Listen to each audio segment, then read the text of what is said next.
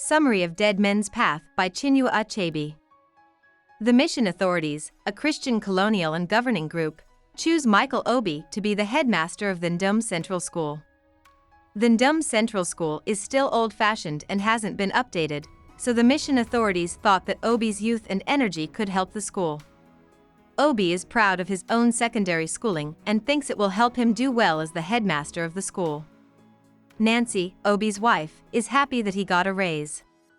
She and Obi plan to modernize the school by planting gardens and making the grounds look nicer. Nancy and Obi make fun of the older teachers who don't share their progressive views as they get ready to lead the school in a new, modern way. They think these older teachers are not smart enough to be teachers and are not fit for the job. Nancy, on the other hand, dreams of being the school's queen and gets ready to lead by example. Obi and his wife took over the school in the end. They put an emphasis on good teaching and planted beautiful gardens on the school grounds. One night, though, Obi sees an old woman from the town walking through the school's grounds and gardens. When he follows her steps, he finds a path that goes from the school to the village that is rarely used. When Obi talks to another teacher about the path, the other teacher tells Obi how important it is to the locals and how there was a big uproar the last time the school tried to shut it down. Obi still decides to build a fence around the path so that no one else can use it. He does this because he is afraid that the government education officer will find signs that the path has been used during an upcoming check.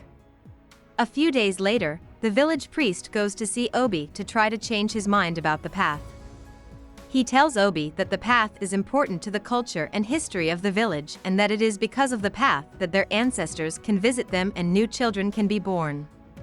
Obi refuses to reopen the path, saying that it is his job to eradicate pagan beliefs and actions that go against the modern goals of the school.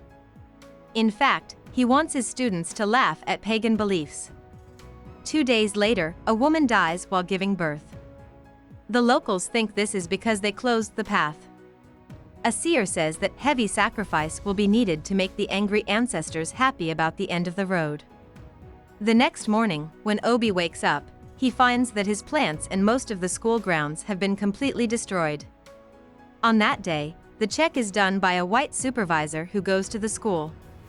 He writes a very bad report about the school grounds and the tribal war situation that has developed between the school and the locals, mostly because of Obi's misguided zeal. About the author. Chinua Achebe was born in Agbe, Nigeria, on November 16, 1930. He was the fifth child of Isaiah Okafor Achebe, a Christian catechism teacher, and Janet Iliagbunam. He was born into a wealthy and educated family, and his parents gave him the name Albert in honor of Queen Victoria's husband, Prince Albert. Even though Nigeria was still a British colony and would be until 1960, Chinua Achebe's first language was Igbo.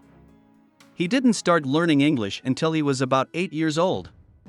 He learned the Igbo language and traditional stories as he grew up. This gave him a strong connection to Igbo culture, which he continued to enjoy even as he learned English and became fluent. Even though he did well in high school and got into the University College of Ibadan to study medicine, he ended up switching to a liberal arts program and studying history, religion, and English instead. Around that time, Adichie was angered by the rising number of nationalists and calls for independence, so he started going by his Igbo name Chinua, whose long-form Chinua Lumago means, "My spirit, come fight for me." In college, he also started publishing stories like Dead Men's Path, which looks at how the presence of colonial forces like the British Empire on African societies causes community changes and cultural tensions. Even though his earlier books aren't as well known as his 1958 classic, Things Fall Apart, many of the themes are the same and deal with colonialism, Christianity, and different cultures. As his writing career took off, he taught at schools in Nigeria and the United States. His last book came out in 1987, 3 years before he was paralyzed from the waist down in a car accident in Lagos. Achebe died in 2013 in Boston, Massachusetts. Hope we summarized it fully and you liked it. Please hit the like button and subscribe to our channel so that we are motivated to create more videos.